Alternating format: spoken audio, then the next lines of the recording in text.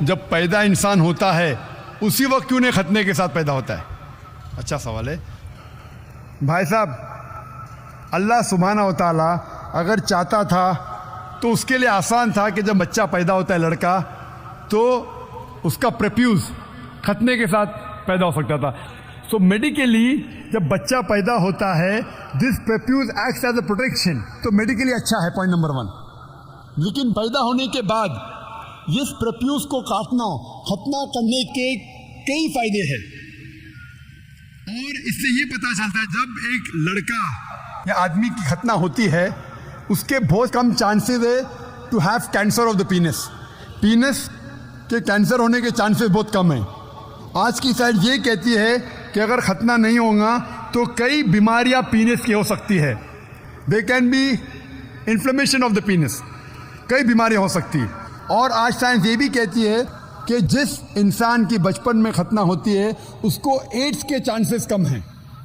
لیکن اللہ سبحانہ و تعالیٰ نے کیوں انسان کو جب پیدا ہوا لڑکا تو ختنے کے ساتھ کیوں نے پیدا کیا؟ پوائنٹ نمبر 1 میں نے کہا کہ میڈیکلی اٹ پروٹیکٹس, تو پروٹیکشن نہیں رہے گا. اور دوسرا یہ اللہ کے رسول کی سنت ہے, انہوں نے کہا کہ لڑکے کی ختنہ ہونا چاہیے. اللہ تعالیٰ دیکھنا چاہتا ہے کہ آپ اس کے پیغام پہ عمل کرتے ہیں کیا نہیں, اس کے پیغام پہ عمل کرتے ہیں کیا نہیں.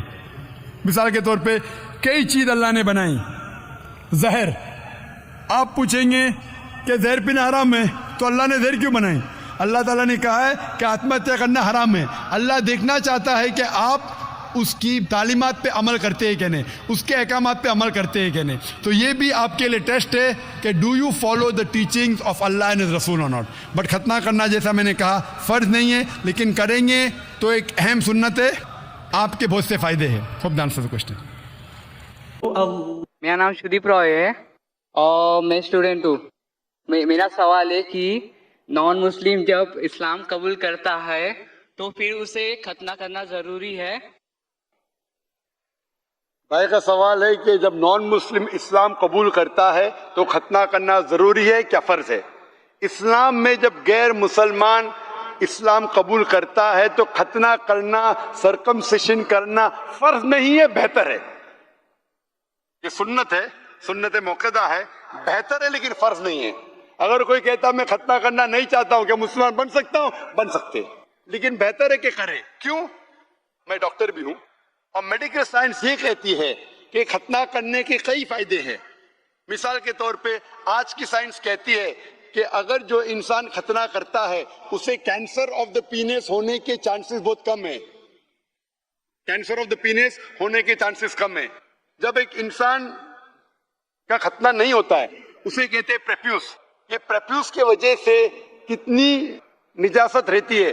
جب آپ اپنے حاجت کے لیے جاتے, کال آف نیچر کے لیے جاتے, اس وقت کئی قطرے آپ کے پینس میں رہتے, اس سے کئی بیماری ہو سکتی, ایچنگ ہو سکتا ہے, ڈیزیز آف دا پریپیوس ہو سکتا ہے, پریپیوسائٹس ہو سکتا ہے. جب کوئی انسان ہم بستری کرتا ہے اس وقت بھی سیمن رہ جاتا ہے, منی رہ جاتے, اس سے کئی بیماری ہو سکتے. اسی وجہ سے آج سائنس کہتی ہے ختنہ کرنا بہتر ہے. اسی لیے یو ایس اے میں مسلم کی تعداد بہت کم ہے, بہت کم ہے, 6 سے 8% ہے. پھر بھی 50% سے زیادہ امریکہ میں جب بچہ پیدا ہوتا ہے, لڑکا پیدا ہوتا ہے, پوچھنے کے بعد اس کی ختنہ کی جاتی ہے. اکثر لوگ جو امریکہ میں عیسائی ہے اس کے باوجود 50% سے زیادہ سائنس کے بنیاد پر لڑکے جب پیدا ہوتے ہیں ختنہ کرتے ہیں. تو میرا یہ کہنا ہے کہ ختنہ کرنا بہتر ہے اور انسان کو کرنا چاہیے لیکن فرض نہیں ہے.